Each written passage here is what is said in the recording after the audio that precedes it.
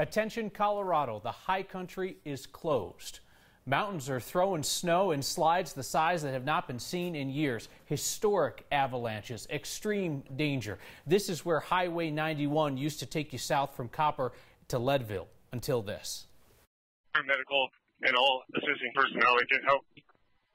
10-4, you have a mouth, sir? 1 mile from Copper. The first trooper to come across a massive slide that took vehicles clear off of Highway 91. People in that particular part of the high country are being begged to just stay home tonight, to stay off the roads. The Lake County Sheriff pleaded, saying nothing is worth a life. Everyone caught in this particular avalanche got out safe. The highway from Copper to Leadville is going to be closed clear through the night. And to give you the idea of the unprecedented avalanche danger in places, emergency responders say this slide came off a cliff where they have never seen an avalanche before. I-70 has been stopped near Vail Pass all day after 2 slides there. Tow truck driver hit by 1 is okay. I-70 still off limits between Vail and Frisco. The avalanche experts who study the conditions and warn the rest of us, they're running out of words to communicate the level of danger. They've put out extreme avalanche warnings for 4 areas covering Aspen, Vail, Summit, and Gunnison counties, as well as the Saguache Range.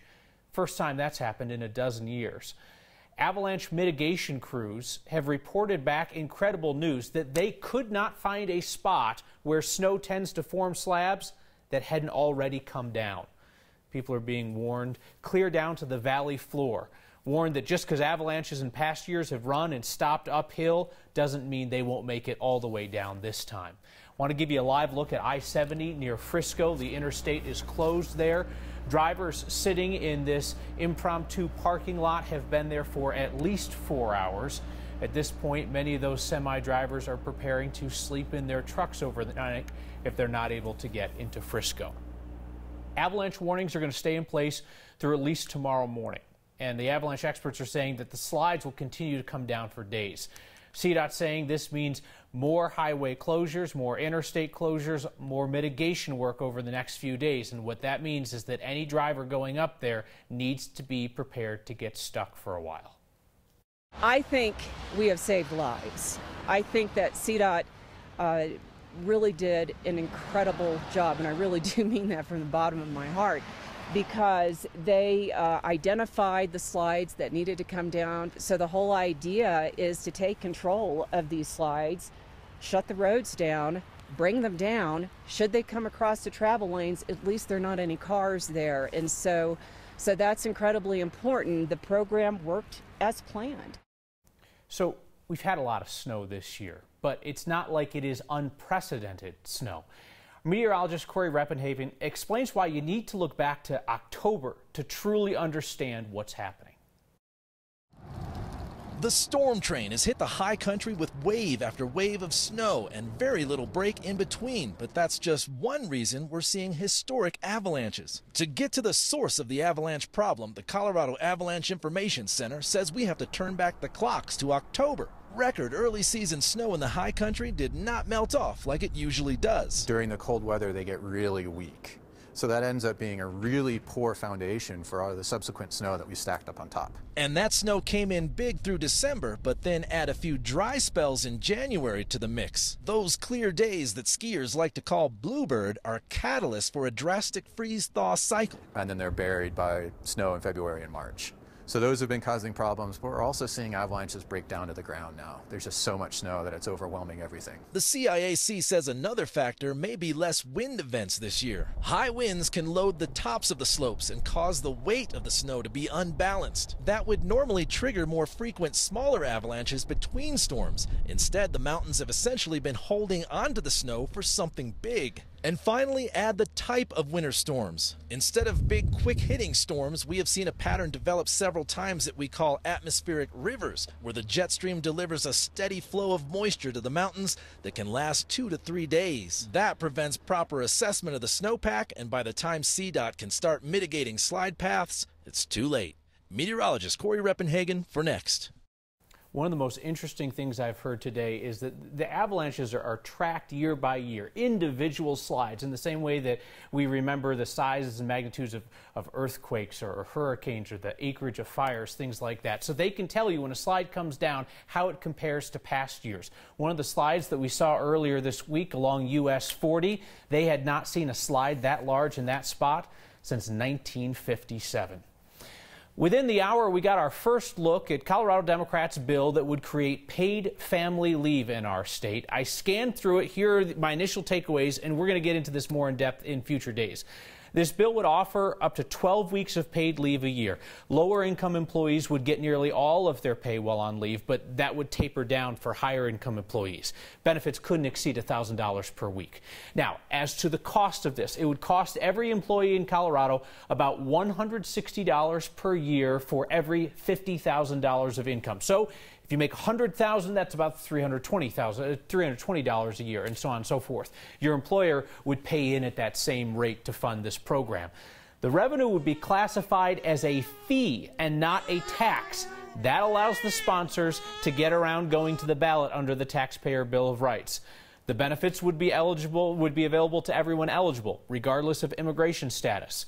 And as always in this legislative session, Democrats have enough of a majority that they do not need a single Republican vote to pass the bill. Republican Congressman Ken Buck voted against an anti-hate resolution in Congress today. Every Democrat and all but 23 Republicans voted to condemn anti-Semitism and other forms of hatred. Buck's office did not respond to our request for comment after the vote. This Democratic resolution started out as a specific condemnation of anti-Semitism after a Democratic congresswoman repeatedly suggested that American Jews have a dual loyalty with Israel. That measure was then watered down into kind of an all hate matters resolution, so it condemned all kinds of hate and not just the anti-Semitic comments that prompted the furor. If you're thinking, you know, I've seen more of John Hickenlooper on TV in the last week than back when he was actually running this state. One, you're right, and two, it ends tonight. He's throwing away a going-away party before he takes off for Iowa. I imagine this is like one of those scenes at the old-timey train station, Marshall Zellinger, where people are waving their handkerchiefs and they're dabbing away tears and so forth as he heads off into the sunset. I'm going to sound old, but I wish it was like that. This is not a cliche hand to my ear because it's that loud here. It was tough to listen. This got going about 15 minutes late, so if former Governor John Hickenlooper wants to be president, maybe we need to be a little bit more punctual. As you look at the stage, one thing that caught my eye, and photojournalist Mike Grady, there are 3 U.S. flags. No reference to Colorado in those flags, so Hickenlooper is saying goodbye, Colorado, hello, Iowa. Just so we don't get yelled at for not showing what does the crowd look like. Photojournalist Tom Cole showing you the amphitheater here. A lot of people sitting down. Those are the ones that want to be comfy. The people who want to see Nathaniel Rateliff, they got to the front row. Up top, there was a party pooper at this party already. Above us, an airplane flying overhead that said big hiccup for 2020. Jetgate scandal. That is a reference to a complaint filed with the Ethics Commission questioning whether the governor had improper travel benefits when he was governor. 5 of those trips are being looked at by the Independent Ethics Commission. I reached out to former Speaker Frank McNulty, who filed that complaint. He denies paying for the plane, as does the Colorado GOP, which happened to tweet this out this afternoon. And Kyle, let me just say, let's leave the Bitmojis to the professionals like me. I love this. We have no involvement with the airplane protest, but look, we already have a graphic made for the airplane protest. Oh, poor Marshall Zellinger. They gave him the bad seat right in front of the speaker. I bet you Channel 4's got a really nice quiet spot. Yeah. All right, thank you, Marshall. Denver Elections is going to allow a select few to vote via app this year. Military members and citizens living overseas. And if you're thinking voting over the interwebs, that's ripe for voter fraud. The city acknowledges that concern, but they say they believe this method is more secure than what they're currently doing, which is emailing access to a ballot to the military and people overseas or mailing it there. The application can only be used on newer smartphones, but then they'll also have to go through an identity verification step That's more than what traditional methods require. So they'll have to take a photo of a government-issued ID, and then they'll also have to take about a 10-second selfie video that they'll submit that's used for facial recognition to confirm that they are the voter who's eligible to vote. West Virginia was the first place to try this Votes app last year. 144 overseas and military voters from 22 counties used that voting app. West Virginia Secretary of State says the program was successful there. Do we think it was a success? Absolutely, because we didn't have a breakdown in communication. The system worked as planned. The audits have come back, and they've shown us that the system itself was not vulnerable, that it was not infiltrated, or that anyone was able to access the system in a nefarious way. Denver's already sent notice to voters who are eligible to volunteer for this pilot program for the May election, as well as the possible June runoff. We are getting some feedback tonight on the Colorado counties that have declared themselves to be Second Amendment sanctuary counties. There are 8 sheriffs backed up by their county commissioners who say that they will refuse to enforce red flag gun seizures if the bill in the legislature becomes law. That bill would allow judges to order someone's guns temporarily taken away if they're deemed to be a danger. A few of you at home asked why those sheriffs could face contempt of court or jail for declaring a gun rights sanctuary when immigration sanctuary cities in Colorado don't face those consequences. It's a fair question. The reason that sanctuary sheriffs could face punishment that leaders of sanctuary cities on immigration avoid is because of how courts interpret the law. These red flag orders would be judges' orders. And even the conservative sheriffs who support non-enforcement have said to me that they cannot ignore a judge's orders without expecting consequences. Sanctuary cities ignore immigration agents' detainer requests to hold people wanted for deportation. Courts have repeatedly held that those immigration detainers are not legally binding. They're not like a judge's order. That's the reason why sanctuary cities like Denver will tell ICE, come back with a judge's warrant if you really want somebody. Then they would have an order that's similar in weight to those in the red flag bill. That red flag bill continues to move through the Democrat-controlled legislature without any Republican support at this point. We do not always see ourselves as others see us. It's interesting how they perceive themselves and how the artist perceives them, and seeing them come together. Next, seniors at a retirement community get to see themselves through the eyes of high schoolers. And a fresh look at Colorado's Chicano movement, 50 years in our rear view. A little break from the snow and wind in the Colorado high country, and travel is a bit improved on the I-70 corridor, but the snow and wind will ramp up again tomorrow as a second storm system moves in. Avalanche warnings will be extended out for most of the higher terrain areas to extreme category due to the unstable snowpack, the gusty winds, and more snow coming. In Denver tonight, we may see an isolated rain or snow shower yet after a day with seasonal highs. Finally, we got there, low 50s in the city, and we'll see numbers like this again tomorrow. The snow showers tapering off. All the advisories have canceled out, but winter storm warnings go back out tomorrow afternoon after 2 o'clock. Another California storm brings more snow and wind and difficult travel on the I-70 corridor. Lower elevations will stay basically dry, a little bit of fog and freezing drizzle late tonight. Then tomorrow afternoon, a few light rain and snow showers as you move into your Friday evening drive. Partly cloudy and 23 tonight, some areas of fog early tomorrow, then sunshine and 47. Late day rain and snow showers move out in time for the weekend, which will be cool and dry. Daylight saving time begins on Sunday, and temperatures warm ahead of the next storm and next chance for snow on Monday, Kyle. Kathy, thank you very much. The brush fire that was the nationwide Chicano movement was lit by sparks right here in Denver. 50 years later, Sioux Teatro is looking at 2 events that played a pivotal role in history. Tonight, we hear from one of the lead actresses in Sioux Teatro's play. This play is a remarkable piece because it's remembering the people who stood up for what was right but don't get any credit for really starting a movement. The first story is about the fire in the streets. It is about the West High blowouts that occurred in March of 1969. Approximately 150 to 200 students staged a walkout in protest of alleged racist remarks made by a teacher at that school. Students' names were getting anglicized. They were not getting filtered into proper educational classes. They were feeling like they didn't have access to all of the resources that they could get.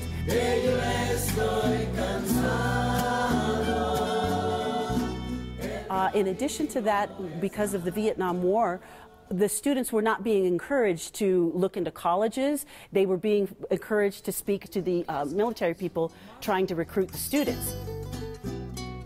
The other story we are telling is War of the Flowers, which tells the tale of 5 women who worked at the Kitayama Carnation and Rose Plant in Brighton, Colorado. They were led by a woman by the name of Guadalupe Briceño, who encouraged the workers, the women who were working there, to go on strike to protest the treatment and the wages and the conditions that they had to experience. And I think this is something that is long overdue for all of these people in the community to have a sense of understanding what came before them, and to have a sense of pride in what the people around us have been able to accomplish, and also to understand that the fight still continues.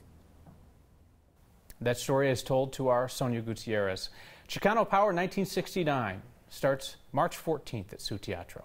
Next, we look back on a life through a new set of younger eyes.